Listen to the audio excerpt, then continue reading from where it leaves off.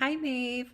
I really appreciated your post and just some of the different components that you had put in it. I really enjoyed that you started off talking about abstinence and how they have these narcotics.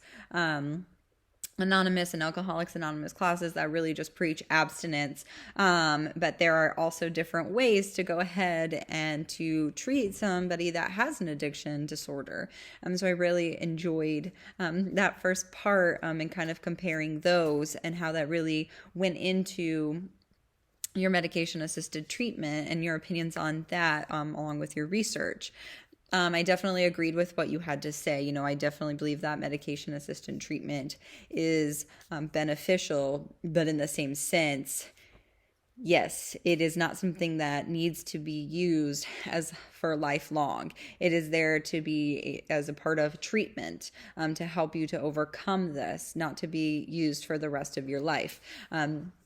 My research had also shown what you had put in there about diabetes, right? And that, this is just one part of it. You also have to make that lifestyle change.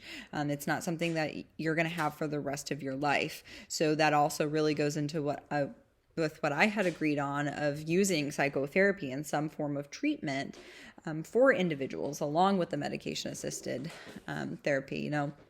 It's not just one or the other. I really believe that they do go hand in hand, like you said.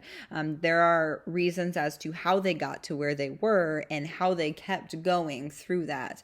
So it's, how do you change some of these behaviors? How do you reframe some of your thinking? What motivations do you have to help you so you don't go back to that? Not so you're just filling, one drug with the other and wanting to stay on that for the rest of your life.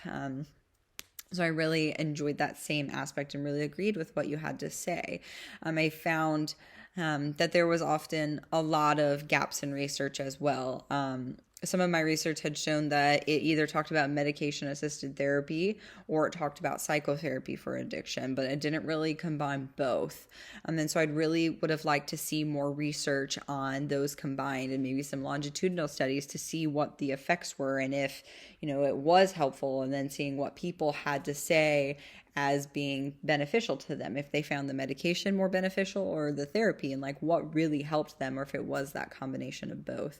So I definitely think that there are some gaps in the research, same thing of what kind of medications are the best, what are some maybe other options that we could explore, research on just different things, different medications, different therapies, and then them together. I definitely believe that there are gaps in the research.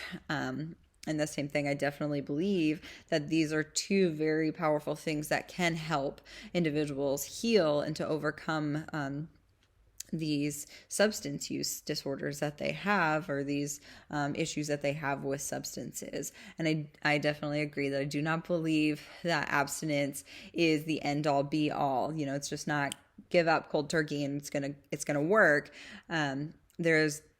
There are other ways to help, and sometimes it takes these other actions to get us or to get those individuals with the issues to where they need to be.